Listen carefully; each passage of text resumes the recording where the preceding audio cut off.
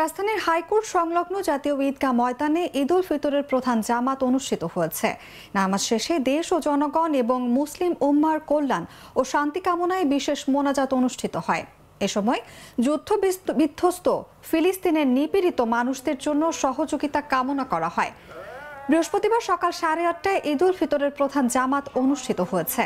এতে বায়তুল মোকাররম জাতীয় মসজিদের খতিব হাফেজ মাওলানা মুফতি মোহাম্মদ রুহুল আমিন ইমাম ও মুয়াজ্জিন কারি মোহাম্মদ হাবিবুর রহমান মোকাব্বির হিসেবে দায়িত্ব পালন করেন।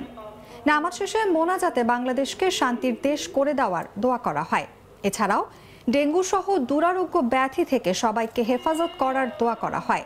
বিশেষ করে ফিলিস্তিনিদের জন্য আল্লাহর কাছে সাহায্য কামনা করা হয়। রাষ্ট্রপতি মোহাম্মদ শাহাবুদ্দিন হাইকোর্ট মসজিদ সংলগ্ন জাতীয় ঈদগাহে প্রধান ঈদের জামাতে সর্বস্তরের মুসল্লিদের সঙ্গে ঈদের নামাজ আদায় করেছেন। প্রধানের জামাত থেকে বিশেষ মোনাজাত শেষে চিরাচরিত ঐতিহ্য অনুযায়ী সবাই কোলাকুলি করেন।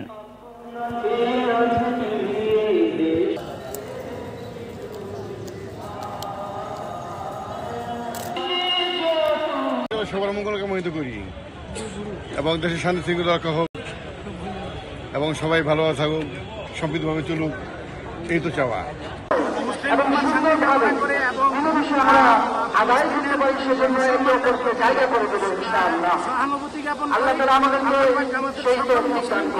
হেফাজত করুক।